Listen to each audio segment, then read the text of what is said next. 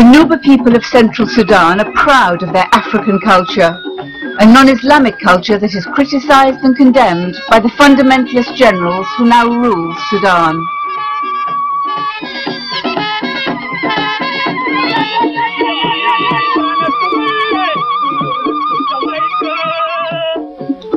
The Nuba delight in their music.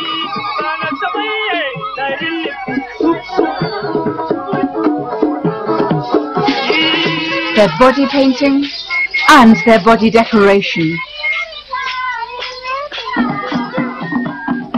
But above all, in their wrestling.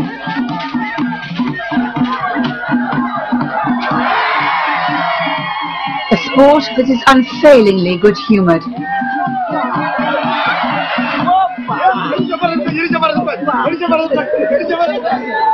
The Nuba are one of the most tolerant and one of the oldest peoples in Africa. Some 50 Nuba tribes, Muslim, Christian and traditional believers, live in harmony just inside the Arab north of Sudan. For centuries they have been treated as third-class citizens by Sudan's Arab rulers, told that their African culture is inferior.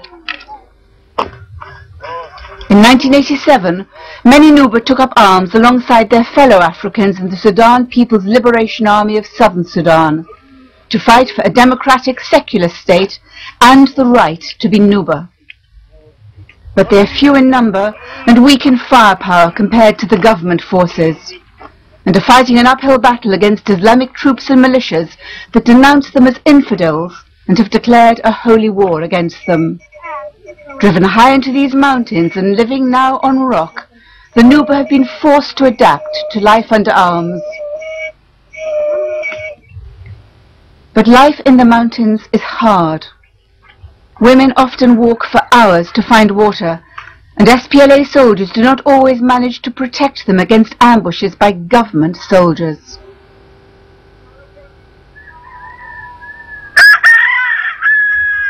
It's difficult to cultivate on the thin and rocky mountain soil, and Nuba children are chronically malnourished. Very few outsiders are able to see the truth of life in rebel-controlled areas. The government of Sudan has blockaded the Nuba Mountains since 1989, and flying in secretly is hazardous. Many Nuba have stayed on in the mountains, despite the difficulties and dangers of life here, because of their love for the man who led them into rebellion, Yusuf Kua. But Kua died in March after leading the Nuba struggle for survival for 16 years. He was the only leader these people have known, and they were devastated by his death.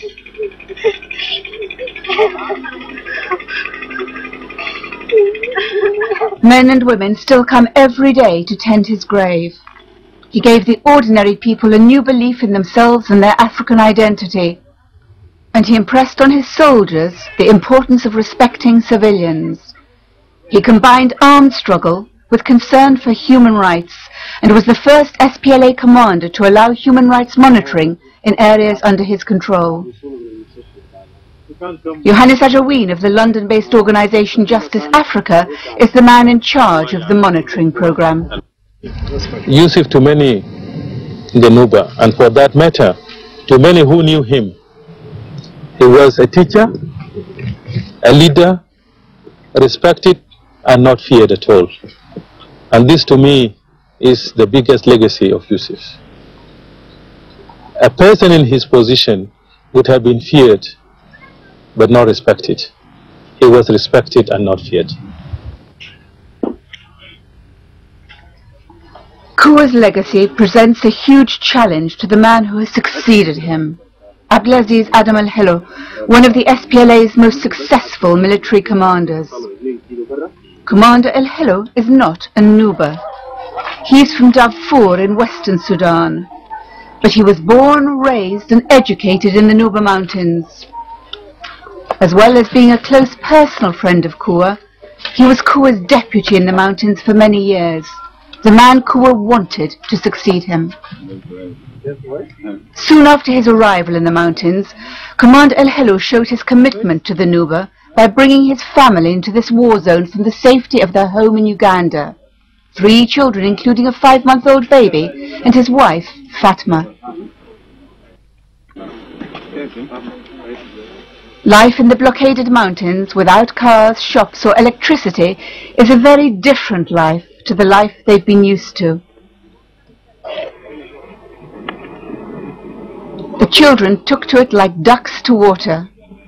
Unlike Nuba children, they had never before ridden on a donkey, and for a while at least they were blissfully unaware of their parents' concerns. I decided to bring my family to the Nuba Mountains because I want them to be near to me. Also, we want to share the experience with the rest of the people in the Nuba Mountains, and if there is happiness, we share it. If there is suffering, we share it together with the people. This is why I brought them. A delegation from the American charity Samaritan's Purse flew into the mountains 24 hours after Commander El Hilo's family. Their arrival coincided with the start of a government offensive in which many villages were burned, food stores destroyed, and all airstrips were closed by shelling. Getting bombed in the air. When we landed the airplane, we unloaded the 5 tons of food that we brought. The plane took off. 20 minutes after that, the airport was shelled, and we started walking away from the shelling. There were 6 or 7 rounds that came in. The humanitarian situation right now, particularly in regards to food, is drastic. If access is denied, there'll be a famine here.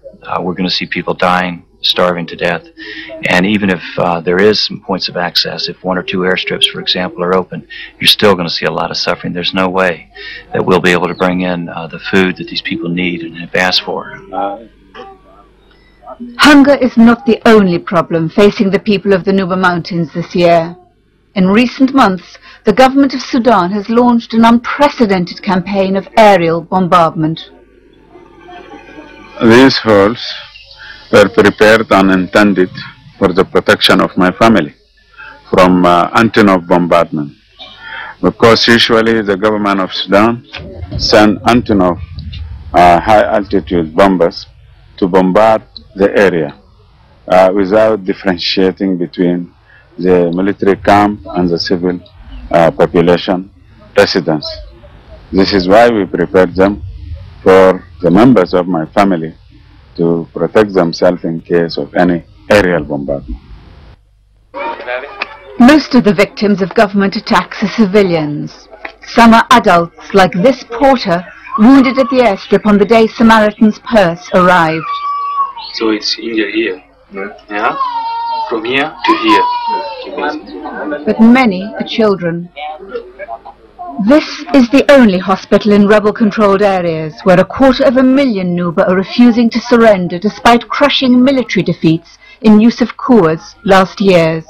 I will not be able to fill Yusuf's shoes, but I will live to the ideals he devoted himself for and he died for. I will do my best